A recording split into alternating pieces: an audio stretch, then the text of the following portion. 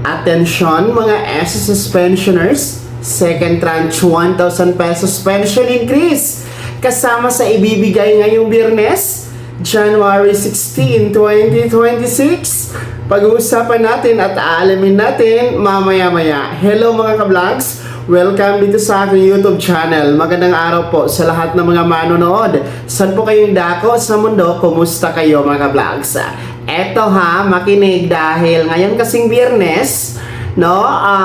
January 16, 2026, schedule po kasi ng pension crediting para sa Enero 2026, no? Para sa ating mga pensionadong kabilang sa pangalawang batch, no? Mga second batch na tumatanggap po ng pensyon tuwing ika-16th day ng buwan o yung may date of contingency o araw ng kapanganakan, pagkamatay, araw ng pagkasakit o pagkabalda mula 16 to last day of the month. So, nakatakda po kasi ang inyong pension crediting ngayon na pong Biyernes, Enero 16 mga ka-vlogs.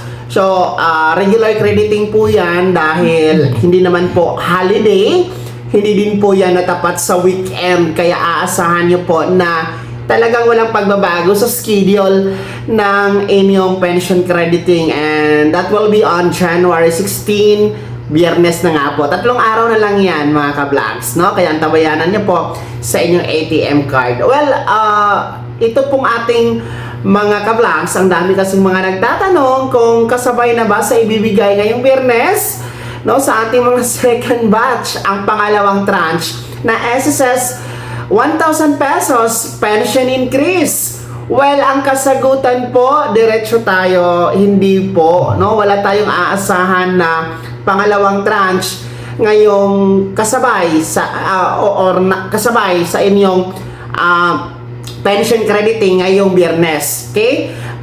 Tanging pensyon nyo lamang dahil ang SSS po ay wala pa naman po talagang inilabas na anunsyo, wala po talagang inilabas na abiso na meron na, no, na 1,000 piso na second tranche na ibibigay. Well, siguro mga ka-vlogs, alam nyo, ang pangalawang tranche kasi wala pong advice ang SSS na meron na or may pondo na. So malinaw po yan, no? And then pangalawa, wala din po siyang abiso o anunsyo na hindi na ibibigay o wala na talaga ang second tranche. So wala pong ganoon. Para po siyang nakahang lang talaga. Kasi nga, sa tingin po natin, at malinaw naman po talaga na ang problema dito ay pondo. Hindi sapat ang pondo ni SSS para maibigay at maipatupad ang pangalawang tranche.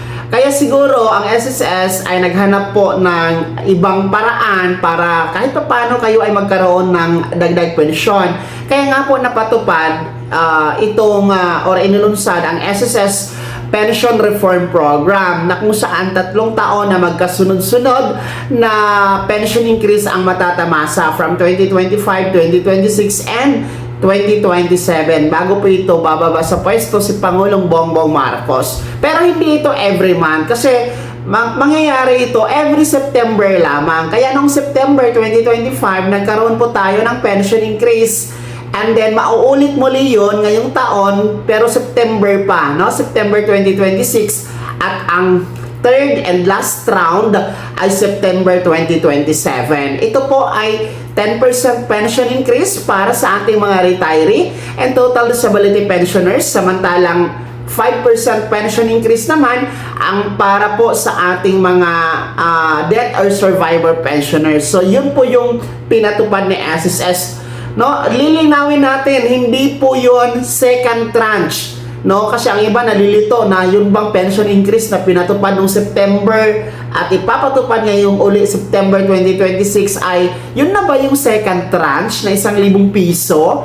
Well, hindi po, no, kasi magkaiba siya. By percentage po kasi ang SSS Pension Reform Program. So, ibig sabihin, kung magkano ang pension ninyo monthly, i-times nyo lang sa 10% kung kayo ay retiree pensioners or i-times nyo lang sa 5% kung kayo ay survivor pensioners. Yun po yung makukuha ninyong pensyon. Kaya hindi po pantay-pantay.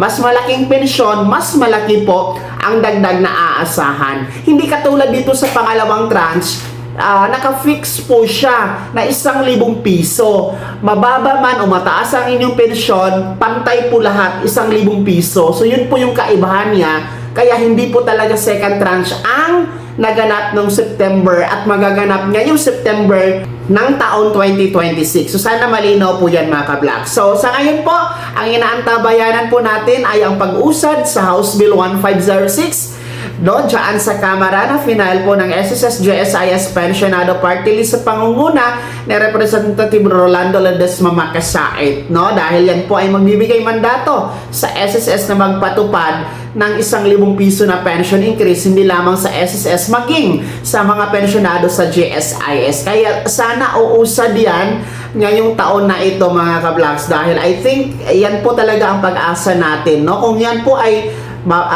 may pasa sa una, pangalawa at third and final reading sa Kamara, well, magandang balita yan, dapat talaga ay susuportahan yan ng ating mga mambabatas. Well, anyway, sa kabilang dako, ang SSS naman po ay meron pong paunang ulat tungkol po sa estimated figures na income ni SSS last year, 2025. Estimated po ayon kay SSS President and CEO Mr. Joseph Diclaro ay nasa around 130 billion pesos naman ang net income ni SSS. Malaking halaga na po yan. Saktong-sakto na para ipatupad ang ating pangalawang tranche SSS pension increase. Pero ang tanong dito, kung ipapatupad nga ba, dahil kung kung gusto talaga may paraan, pero kung ayaw at maraming mga paliwanag mga vlogs na hindi maibigay, marami talagang dahilan. Kayo mga SSS pensioners, ano po yung komento at reaction sa balitang ito? Ulitin ko po, mga second batch, walang magaganap na pension increase maging second tranche ngayong Biyernes during your pension crediting schedule. Kung taga saan po kayo, i-komento nyo po yung reaction at komentos sa balitang ito dyan sa comment section nasa baba, pakilagip ng buong pangalan at kung taga saan kayo. Kung di ka pa nakasubscribe o kung bago ka pa lang sa aking channel, i-click nyo muna natin subscribe button na nasa baba. Huwag kalimutan na pindutin ang notification bell, ilagay nyo po sa all para una ka sa mga balitang i-upload ko. Maraming salamat po, God bless, mag-ingat po ang lahat mga ka-vlogs.